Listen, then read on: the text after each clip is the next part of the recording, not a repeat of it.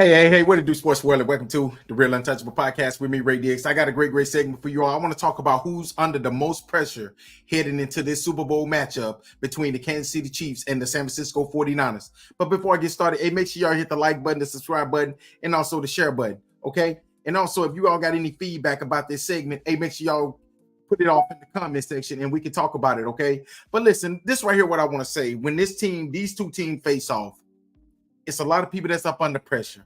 We can say Kyle Shanahan is up under a lot of pressure. We can say Andy Reid is up under a lot of pressure. We can say that Patrick Mahomes is up under a lot of pressure. We can say that Brock Purdy.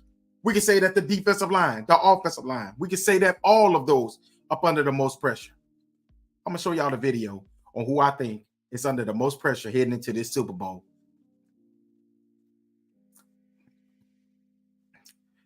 Take a look at that guy over there, number 74. That guy is under the most pressure headed into this Super Bowl. Look at the way he's false starting after almost every play. After almost every play, he's a false starting, okay? And I'm going to tell y'all why I feel that the guy right there is under the most pressure. Because what happened to Patrick Mahomes when he played in the Super Bowl against the Tampa Bay Buccaneers? Where was his weaknesses? It was coming from the ends. And this right here is probably one of the worst. And he was there last season. I don't know how the Eagles didn't dominate him, but this right here is the one time where he's going to face against the Bosa. You know, he's going to face against the Armstead, the Randy Gregory, okay, the Chase Young. This is one of the games I think that they can dominate. The San Francisco 49ers defensive line can dominate this game. And that's the one guy that I think that it's going to have to protect Patrick Mahomes with Joe Thuney being out. He's that guy that's going to have to, if they start calling, and I'm going to tell y'all something. Those are just 3 plays that I showed y'all right there. I got so many. It's a whole video. It's like 5 minutes, three to 5 minutes worth of video of him false start or holding. He's one of the most holding offensive linemen in the NFL.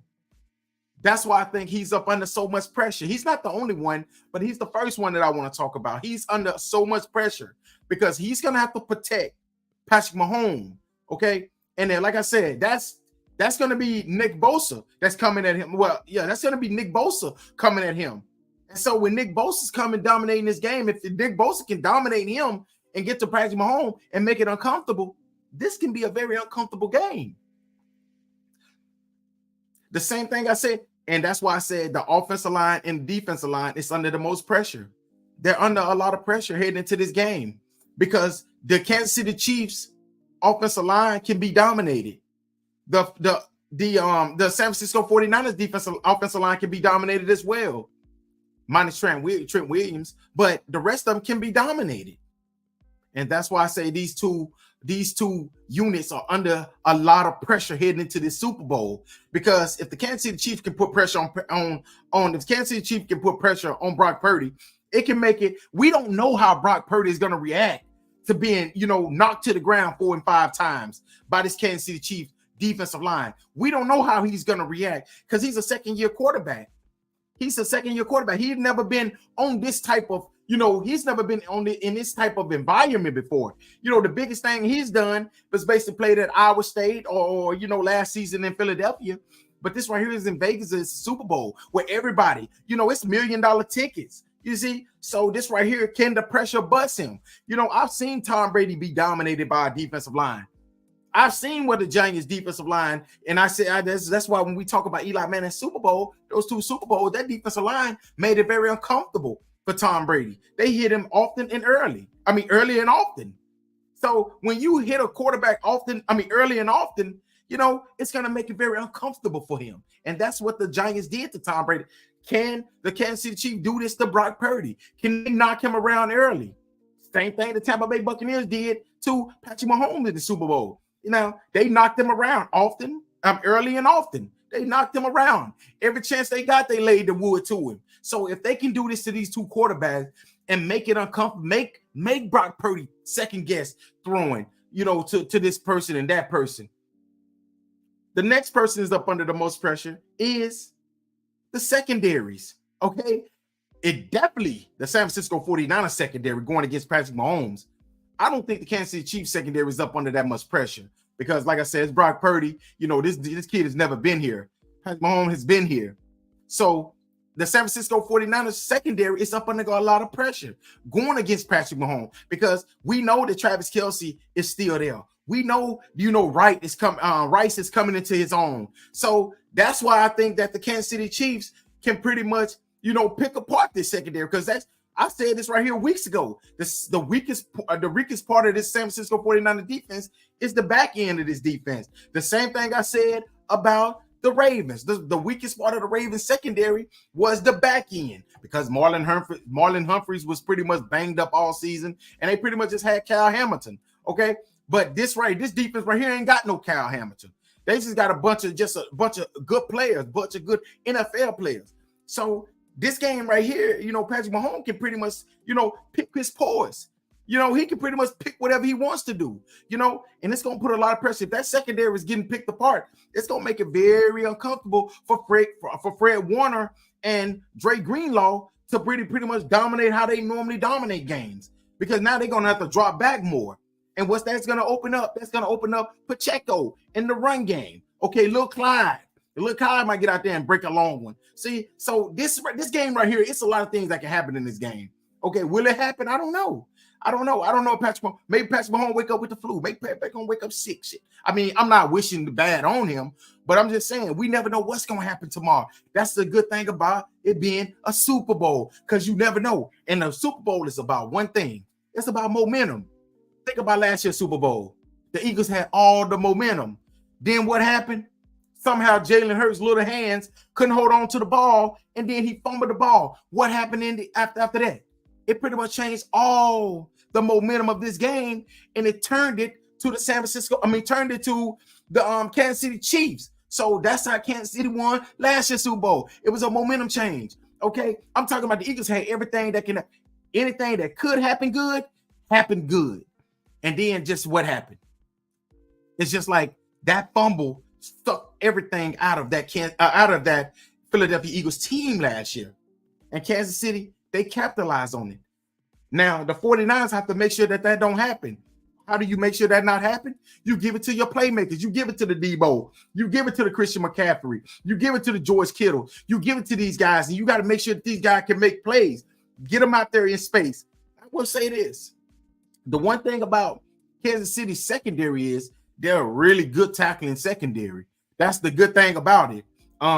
These dudes, Snead and the boys, these dudes can tackle, you see? So I can't expect for Debo to break 10 tackles like he did against the Detroit Lions because this team might not let them. Kansas City might not let them break all these tackles because of how good their cornerback and their secondary tackles. Okay, you got Gay coming back. Gay is a hell of a linebacker. He's a fast linebacker. You see? So when I talk about these two teams, it's going to be, like I say that these are the players that's under the most pressure.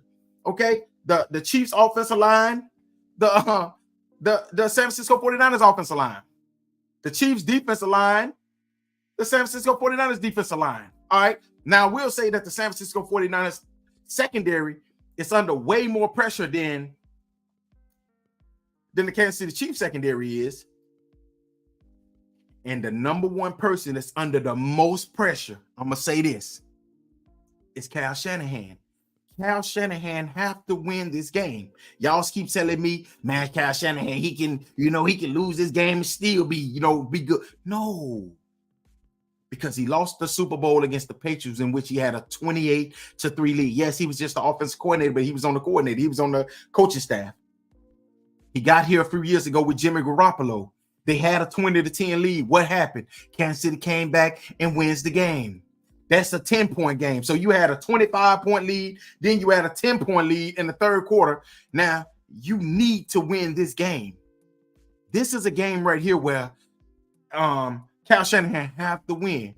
How do I vision this game happening? I told y'all in the last segment with me and Jay Mo, I'm going with the Kansas City Chiefs to lose this game. I'm going with the San Francisco 49ers to win.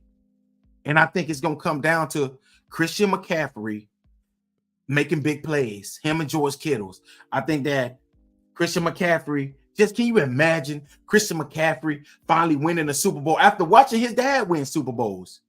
Now he come from the Carolina Panthers, an organization where they just in the toilet right now. come to the San Francisco 49ers and win a Super Bowl. Can you imagine that? The confetti coming down, falling down on him. I just got a feeling that that's what's going to happen. I got a feeling that Christian McCaffrey is going to finally get him a Super Bowl. And he's going to hope Patrick Mahomes rise as the GOAT.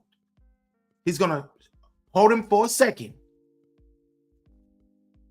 And at this moment right here, it's going to be the Mr. Irrelevant, Brock Purdy, to finally win a Super Bowl. And y'all know, if Brock Purdy win a Super Bowl before Josh Allen, if Brock Purdy win the Super Bowl before Josh Allen, Justin Herbert, Dak Prescott, Lamar Jackson, two-time MVP, if he win the Super Bowl before these dudes, I don't want to hear nothing about he's a game manager.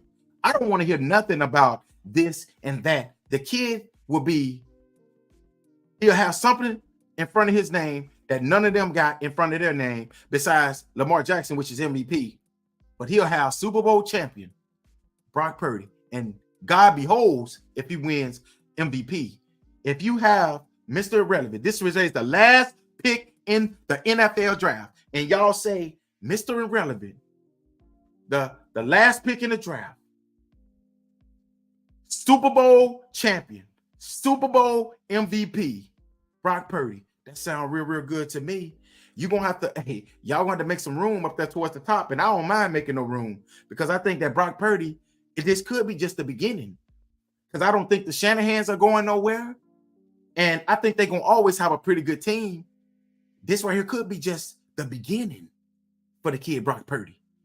But hey, what y'all let me know what y'all think about this segment and who y'all feel who's under the most pressure heading into this Super Bowl matchup between the Kansas City Chiefs and the San Francisco 49ers, or the San Francisco 49ers and the Kansas City Chiefs, however y'all want to put it, okay? But hey, until next time, y'all have a great Super Bowl. I'm going to go live at halftime tomorrow, and I'm going to talk about the first half, and then after the game, I will go live, and I will give y'all my post-game talk on what I think happened in this game, why the team that won, and then we'll just talk about, what's going to happen heading into the offseason, heading into the NFL draft, and heading into next season. Hey, make sure y'all tune in for that. All right, until next time, y'all, thank y'all again for watching another great segment of the Real Untouchable Podcast with me, Ray Diggs. Hey, listen, also, make sure y'all hit the like button, the subscribe button, and the share button, okay? And hey, like I said, it costs 0 cents to like this. Hey, if you hate it, it is what it is, just like it anyway. But hey, listen, I'm going to start giving y'all more and more content. I'm about to get back into my college basketball segments. I'm going to talk a little bit about women college basketball as well, okay? We got a big matchup tomorrow as well in women's college basketball as the number 1 team, South Carolina, will face off against the number 11 UConn Huskies. As everybody know, I love the UConn Huskies, but they will face off against them tomorrow. That's going to be a hell of a game. But also, I want to talk sometime this week. I want to talk about the best freshman in the nation, which is Juju Watson, coming from USC, the young superstar. And why I'm going to tell y'all why I'm so big on her and why I love the reason that I think that it's an amazing thing that she did by not going to South Carolina, not going to UConn, not going to LSU, but staying at home at USC and making a name for herself at home. Hey, but until next time, y'all, thank y'all again for listening to another great segment of the Real Untouchable Podcast with me, Ray Diggs. Hey, until next time, y'all have a great Super Bowl, y'all. Don't get too drunk, man, and make sure y'all be safe out there. Make sure y'all use the safety guidelines. Don't drink and drive. Don't do drugs. All that good stuff right there, y'all. Peace.